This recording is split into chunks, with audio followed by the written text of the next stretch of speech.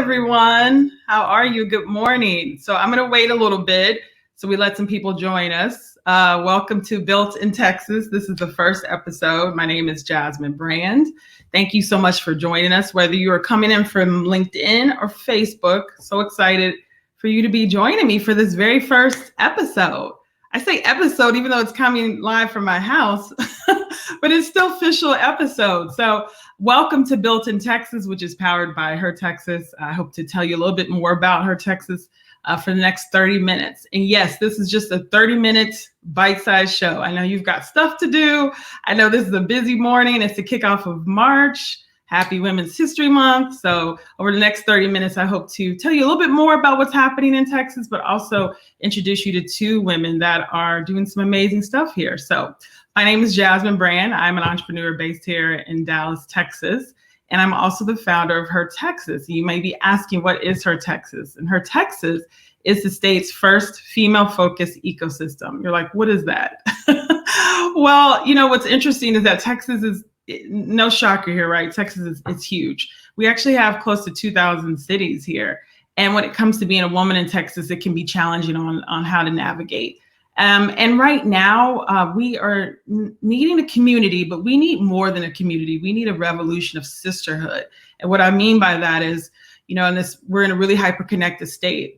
Because of COVID, we're at home, we're working from home, we're on our mobile devices more. So we appear to be more connected, but in Texas, it's still really challenging just due to the size. I also know too, because we've got cities of so many different sizes that depending on where you live, your opportunities could be limited. And so a revolution of sisterhood means Texas women coming together for the greater good for all of us. And what's so interesting is that we've got lots of cool ecosystems here in the state. Lots of amazing things happening, but we're sometimes kind of siloed. And so Her Texas hopes to be the glue. I think you can also think of us as your official matchmaker, if you will, to opportunities, new possibilities, and hopefully new connections too. So Her Texas will be launching this May. And I'm very excited to actually say that publicly because in COVID, you know, I've been working on this project for 2 years. And as an entrepreneur, I've gotten to meet so many amazing Texas women. I think that's where the idea came to me about 2 years ago, was that we need an opportunity for greater collaboration and to come together in a more cohesive way. And I stop and start in 2020, as many of you all probably did too. And now I'm excited and I'm thankful actually for the opportunity to slow down and to think about this project and think about what Texas women, what we all need to grow and prosper. I'm really excited, though, about the opportunity to bring Texas women together in a more cohesive way. No matter what your zip code is, you should not be prohibited to opportunities here. And so I'm hoping that Her Texas will be a platform for all women that are looking to prosper and thrive. So it will launch this May. But until then, every Monday, I will be hosting Built in Texas, which is a 30-minute show. I hope to tell you a little bit about what's happening in the state, but also introduce you to some of the women that are fueling what's going on around the state as well. And we may have one, we may have two, or maybe a big party. It just kind of depends. So I'm excited to introduce you to some women you may know or you may not know as well. So let's go ahead and get started. So what I hope to do every week, every Monday, is to tell you about some things that should be on your radar, whether it is some things you should be reading or an event as well. But first, can you all, if you're tuning in, can you give me some shout out? Can you give me some love while I share my screen and tell me where you're tuning in? If you're in Dallas, if you're Laredo, if you're in Denton, let me know in the comments. You can do this on Facebook, or if you're on LinkedIn, let me know that as well. So I'm going to go ahead and share my screen and we can get started. Okay, so just as a reminder, and just to let you guys know, we are a movement, but more importantly, we will be an actual platform that brings women together. Our goal is, of course, to provide lots of resources for you, but also a connectivity point. So whether you're born in Texas or you're transplant, you can actually find a place to get started. And I think right now it's challenging, right? And if I'm in Austin or I'm in Houston, we should know what's happening around the state and we should be able to support one another. As an entrepreneur, it can be very lonely. If you're a small business owner, most of you know this too. So you should know, if you're a woman tuning in, that you are not alone and you've got a sisterhood behind you, supporting you as well. And I really love this quote by Ann Richards, because as I started researching this project and started thinking about how big it could be, I didn't know how big Texas was. I mean, I knew how big Texas was as I'm born and raised here, but there's still parts of Texas I haven't visited. And I'm hoping this year is the opportunity for me to do a lot more visiting. I hope to have my sister and I have been talking about doing a trip. Normally, she and I usually make some very fun New York trips. That is our city, but we're pivoting, as all of you all are, with travel. And we're like, you know what, this would be a perfect time to do some Texas road trip. But I love this quote because we have close to 2,000 cities. It's astonishing that how big Texas is, which is why it's so hard to connect here too.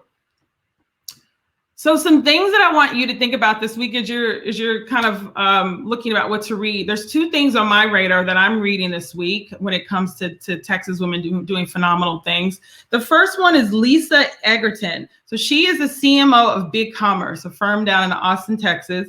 If you go to Austin Woman Magazine this week, there's a fantastic piece that just dropped today on her, and that's atxwoman.com.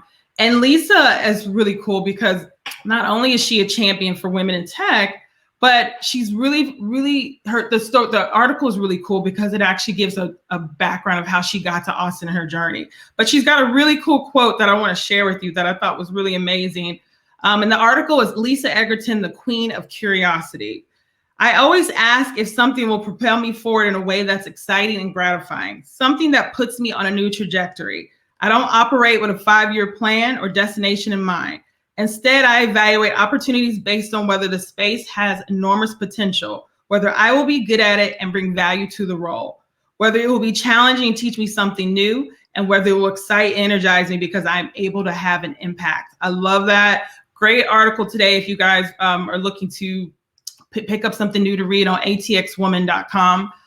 The other woman that's on my radar this week is Chloe Dow. So I don't know if you all used to watch Project Runway. That used to be my show. It's evolved. I actually don't know if it's still online, but Chloe Dow was the winner, and she's actually opening up a new shop in the Heights in Houston. So Chloe's from Houston, Texas. She's built a really strong business there, and she's actually opening a mini design studio. So why this is actually interesting to me is it's actually MKT Heights. And you can, of course, shop. She's got cocktail and evening wear, and she's also been redesigning masks too. Of course, as a fashion designer, she's putting her spin on it. But what's really cool about this design is that you actually get to see a behind the scenes opportunity of her design process from inception to completion. So I don't know if you guys have ever been in one of those restaurants where they let you actually see what's happening in the kitchen, which I always really love that. That's what's going on with Chloe's studio, which I think is really fresh and unique and just shaking things up a bit too. So that's just launched. You can learn more about that on Houston Culture Map today. That's houston.culturemap.com. So those are two things I'm actually checking out this week. An event that I'd like to make sure you guys know about is by Impact Ventures. So they are an accelerator that specifically is designed for BIPOC businesses. So they're looking for underrepresented entrepreneurs. They have an info session coming up on March 9th at 6:30 p.m. Shout out to the Impact Ventures team, they're doing some incredible stuff. This is a great opportunity for you to find information about the accelerator. They have had some success with so many different businesses. They're based in Dallas, Texas. So if you guys go to impact-ventures.co, you can learn a little bit more about the good work that they're doing for underrepresented entrepreneurs. And of course, now, as I've showed you a little bit about some reads and some events that should be on your radar, I definitely want to introduce you to the two ladies that are joining me today. So the reason why I started thinking about this idea of hosting a show, right, and connecting with women, and I thought, okay, if the goal of Her Texas is to bring women together in a more cohesive way, how fun would it be every Monday to bring two women together? So these two women, I don't think they know each other, have met each other, maybe, but they are from two different industries, but they kind of have some overlap. And the thing that I really like about both of them, they both have a sassiness that I appreciate and value. So I'm so excited to have these two ladies on. I'm going to tell you a little bit about them, and then we're going to have just a super informal conversation. They both are working on really incredible things, and so I can't wait for you to get to know them. So Leslie Brenner. Cooks Without Borders founder and editor-in-chief, Leslie Brenner is a former journalist who served as the Dallas Morning News longtime restaurant critic, the Los Angeles Times food editor, and a contributing editor at Travel and Leisure. The winner of a long list of honors, including 2 James Beard Awards, Leslie is a self-taught cook and the author of 5 books about food and wine. Her latest adventure, Cooks Without Borders, is on a mission to make your life more delightful by exploring food and food culture from around the world. All the recipes have been curated and created by Leslie, meticulously tested and adapted from her kitchen in Dallas. So excited to have Leslie here. Go ahead and bring her on. Hey, Leslie. Good morning, Jasmine. Thank you so much for having me, and congratulations on the big debut. This is such a wonderful, exciting show. Oh, thank you so much. And you know what, Leslie, I cannot wait. I feel like dinner parties at your house would be fantastic. My gut tells me this. And they will happen again, and you will be at them. And so will Cynthia, who I just had the pleasure of meeting for the first time in the green room. Awesome. Okay, great. And let's go ahead and bring on Cynthia. So for the 18 years, Cynthia served as senior party with Integrality. Cynthia, I probably already butchered that already. I tried. A global business management consulting firm serving clients in major markets around the globe. She's an expert in finance, marketing, social entrepreneurship, information technology, and strategic planning. She's the founder of PPPLoanForgivenessApp.com, a new digital portal designed to assist Paycheck Protection Program borrowers and banks electronically file for forgiveness. And Soulgood, not that she's not busy, right? And she has a fantastic brand, Soulgood, the popular vegan food company in Dallas that has some exciting things happening as well. Cynthia, welcome to Built in Texas. Thank you, Jasmine. Really pleased to be here this morning. Thank you so much. So I'm excited to have you both on here. As I shared in the beginning, the goal of Her Texas is really to start bringing us together for further collaboration. But a lot of it is just general awareness of what's happening around the state that's really cool and moving things forward. So I want to ask you both just a little bit deep dive of what you're working on. Can you tell us briefly, Leslie, tell us a little bit more about Cooks Without Borders? So Cooks Without Borders is a digital destination. You find it at cookswithoutborders.com. And it's a website that takes deep dives into like spectacular recipes steeped in culture. So if you kind of think about, like, if you know Serious Eats, if you're into cooking, and the way they do an amazing job, and they take a deep dive into cooking sort of from the geeky, technical, science-based technique point of view.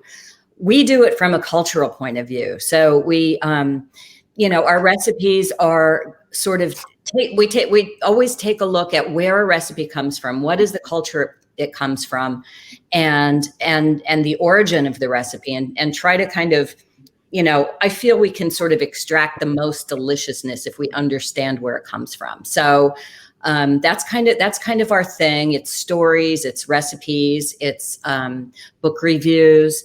And all of that content is free to anyone who wants to use it. We have a community forum that we added a few months ago, trying to just bring the cooking community together. Our users are from all over the country, and in fact, all over the world. So that's kind of the basic outlines of the site. And then we recently added a premium membership for people who want a little more. So we're doing live Q&As every month. Last week, we had Tara Wigley. She's the co-author with Otto Lengi on some of his books, and Sami Tamimi on Palestine. So each month we interview somebody super interesting in the food world, and then we send news. We have a monthly e-magazine we're producing, and weekly newsletters about what's great to eat this week. So like tons of stuff, and the idea is to kind of create harmony around the world and between and throughout cultures by bringing people together through food. I love it. And of course, I've been on the site, beautiful photos, which I believe you also capture the images on there too. I recently read, I think there's a really great piece on there now for everyone. It's cookswithoutborders.com, super easy to find, that's on Marcus Samuelson's latest cookbook. I thought that was such a fantastic piece. Can you tell us a little bit more about that? Especially too, because we have ended Black History Month, but I always believe Black History Month is 365 days a year. So a fantastic article, and we'll share it too on the Her Texas platform. But can you tell us a bit more about that? Oh, cool. Well, yeah, thank you for the kind words. As many of you know, probably if you're into cooking and chefs, Marcus Samuelson is an amazingly talented chef who was actually born in Ethiopia, but was adopted and grew up in Sweden. And I first came across him in New York in the 90s when he was chef at Aquavit. I think he was the youngest chef to get 3 stars from the New York Times. He has a new book called The Rise. And in it, he honors all of the Black American, well, not only American, but Black cooks, mostly from America, but around the world, who sort of have kind of most inspired him in his cooking life. And so each recipe is kind of dedicated or in honor of an interesting Black cook. And what I love is you get these wonderful stories about each of the cooks or chefs. And so just like you can come at this either from a cook, either as a cook, because the recipes, of course, are wonderful. And I think I put 3 of them. We created 3 of them on Cooks Without Borders, so you can find them there, including the best shrimp and grits recipe I've ever had in my entire life. That one. I cannot wait to try that. Oh. But also, even if you're not that into cooking but love eating and learning about food, the essays are just wonderful. So it's a great read and a great cookbook. Awesome. I love that. So Cynthia, I mean, I don't know if you are a shrimp and grits fan, but can you tell us, are you a shrimp and grits fan? And then what you're working on? And let me also add in too, I did not know that you are a Salesforce expert or guru, which thank you for telling me this because I will need you. Talk a little bit about what your company's doing and how you're helping small businesses right now. Sure, absolutely. So first question, yes, I love vegan shrimp and grits, and I can veganize just about anything anyone else makes. And I'm eating vegan shrimp and grits, and really, really tasty. So my background is in technology and finance and marketing, and I've had a number of years in the CRM and space because I used to work for Siebel Systems out in the Silicon Valley long time ago, back when we could make money just if we could spell Oracle. Changed dramatically. But I'm grateful for the opportunity that I did have when I lived in California to work with some of the top tech companies in the world and learned a lot during that period of my life. And I've been able to capitalize on the experience and the knowledge that I had in many ways here in Dallas for the last 18 years. That's really cool. So, I mean, this is such a challenging but an incredible time for small business owners, right? Because those business owners that are able to pivot and find innovation are able to kind of navigate through this kind of unknown. Can you tell us a little bit about maybe some of the business owners that you have been working with? Are they all over the like genre as far as industries go? Anything you're seeing from a trend perspective? Sure. So this year, in 2020, I realized or recognized that small businesses were going to need a lot of help after or during when the pandemic set in, and many businesses or business owners did not know what they were going to do, especially when it came to shutting down their businesses for an extended period of time. And then trying to figure out how to navigate the disaster relief funding that was made available a couple of months after the onset of the disaster or the pandemic. And I quickly realized that small business owners just across industries were not going to be able to understand what the requirements are. We're not going to be able to present the information properly in order for them to access capital, the disaster relief capital. And I can say that it has been businesses across all industries for the most part. There are some industries that are not suffering at all during the pandemic. They are still thriving. Think of logistics for one with Amazon. And others, they are not suffering. But there are other businesses like mine, the food industry and professional services, that are, even car dealerships that are suffering, not the high end ones. It's very, very ironic in what's happening in this space right now, in this environment, whereas there's a pocket of people and companies and businesses that are thriving, and then there's a larger population that are hurting and closing.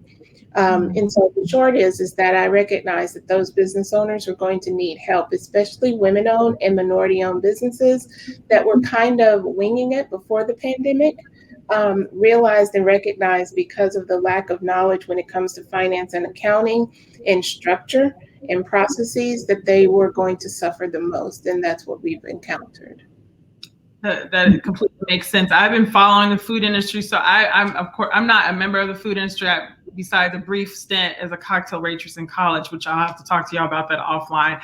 But but I have so many friends in the hospitality industry, and that is something, and they've been hit time and time again. So it's so good to know that there's resources out there that you're helping them to navigate. As we talk about just like supporting small businesses, can you both tell me, as we think about Texas specifically, if someone is looking to come to Texas for the first time or looking to show support or visit somewhere, is there a place, like where would be the first place, Leslie, if someone's just got here to Texas, is looking to navigate or looking to figure out how to get plugged in? Is there a place, a person they should meet, an attraction, a restaurant, anything that you would direct them to?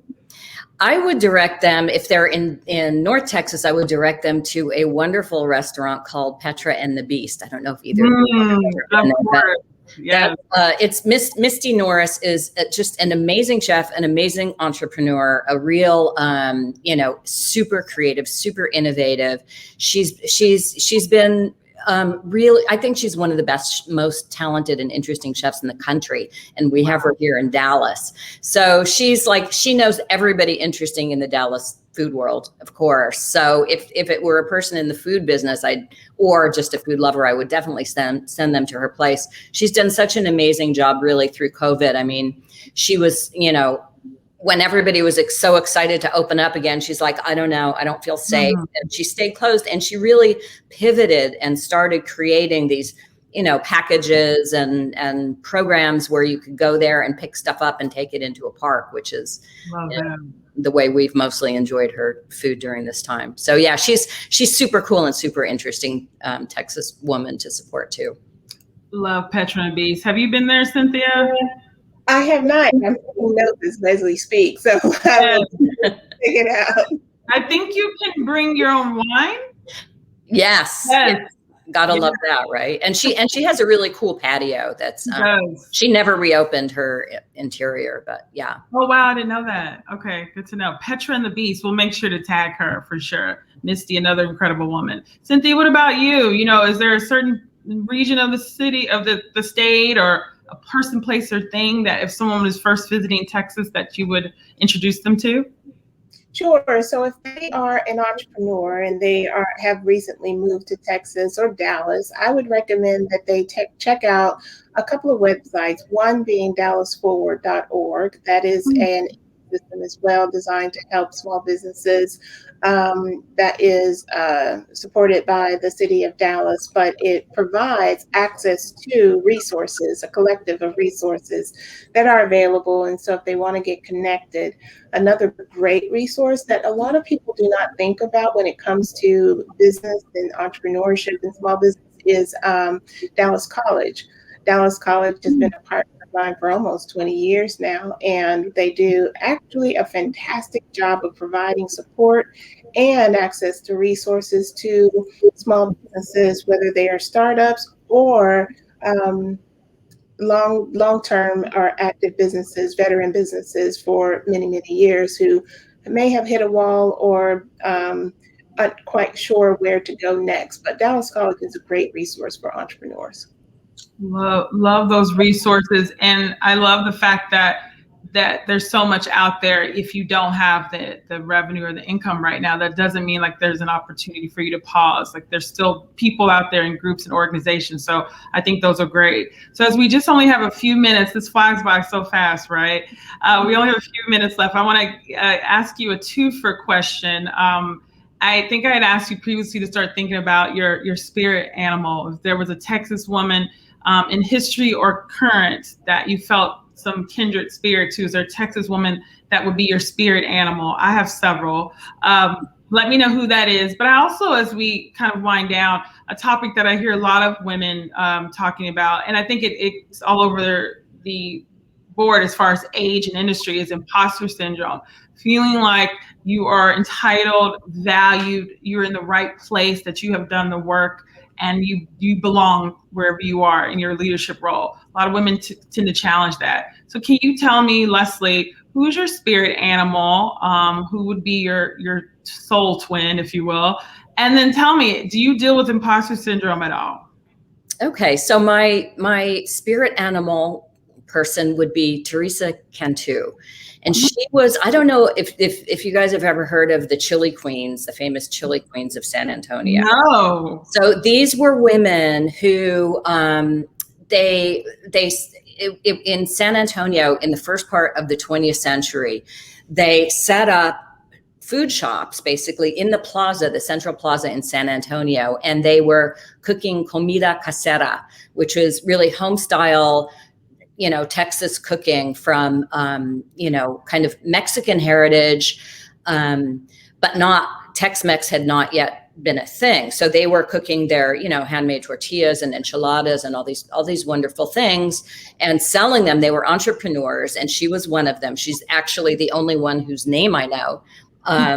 But they were basically, their culture was erased by this businessman who, by a lot of business interests, but in particular by this businessman who came down from Chicago and basically, got them shut down. All of these amazing women who are, now called the Chili Queens, which is, pretty offensive. Like they had names, they were entrepreneurs. They weren't just Chili Queens. And he sort of started the first restaurant that was a Tex-Mex restaurant, kind of taking their basic ideas, but throwing a lot of melted American cheese on them. And that is how Tex-Mex started. And the culture of these women's was erased in the process, which is just like incredible. Wow. So, never heard of them. I will definitely be doing some research on them for sure. Yeah, I can post on my LinkedIn and stuff. Okay. And actually, we've written about it a bit on Cooks Without Borders. Okay. I'll post a story so we can all find it. And then imposter syndrome, yay or nay? Is this something you've dealt with or no? It's actually not something that I've ever really felt. I've felt like I've had a very long career. I've worked really hard. I haven't had that many lucky breaks. And so I've always felt like kind of the opposite of it. I know I see it in a lot of young women around me. And guys, you deserve everything you've done. And I know it's hard, and I understand the psychology, but it's actually not something I've kind of the opposite. Awesome. I think we need to hear that too, right? Because there's lots of women that they're like, no, I deserve to be here. Damn it. Cynthia, your spirit animal, and then as we're winding down, and imposter syndrome, anything you've ever dealt with before? Sure. My spirit twin is Tashonda Brown Duckett. She is the former now CEO of Chase Consumer Banking. She's actually from Arlington, Texas. Attended Sam Houston High School. I've known her since probably, I think, 8th grade, a very, very long time. She's a dear friend and a remarkable leader. And for her to accomplish so much at such a very young age, she's now the new president and CEO of TIAA, which is phenomenal. And so I really admire her and have worked with her on several projects in the past, and we just click. And I like seeing what she's doing in this actual across the globe now. So imposter syndrome, I will say yes in some cases. Coming from as an African American woman in the technology industry and in finance and accounting, I have been sometimes the only one in the room, oftentimes, and that can be, I have to be honest, intimidating. But with my personality, I don't care. Love it. When you're at home drinking coffee by yourself, you wonder, can I handle it? But most of the time I come out swinging. I told you, you both don't know each other, but there was a common sass there that I love and admire. So I thank you both for joining me on this debut episode. We are actually out of time now. It flies by so fast. But I want to thank you both. I'm excited about Cooks Without Borders. Leslie, if you could tell us, how do we stay plugged in? How can we join? Yes, go to cookswithoutborders.com and just sign up for a free newsletter. I think it's at the bottom of the page. We'll keep you informed of everything. Awesome. And Cynthia, tell us, how can we connect, or if I'm a business owner that needs assistance with PPP, or I want to know all about vegan and what's going on with Soulgood, how can we connect with you? The best two websites, cynthianevels.com. If you ever need assistance with technical assistance or guidance or consulting, visit cynthianevels.com. And the handle for Soulgood, as we build our new vegan takeout restaurant, is Eat Soulgood. And that's across social media and the website, Eat Soulgood.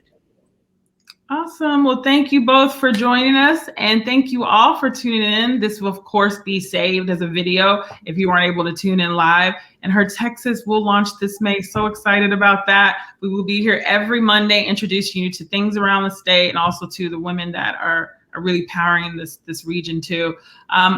Feel free to connect with us on all social channels. We're Her Texas on Facebook and LinkedIn, Her Texas Co. on Twitter and Instagram. So feel free to follow us, connect with us. We'll be back next Monday. I'll be telling you a little more about what's going on with South by Southwest because it's all online. And I'll have another round of incredible women that will be joining us. So until then, have a fantastic week, and I'll see you next week. Thanks. Thank you. Thanks, ladies.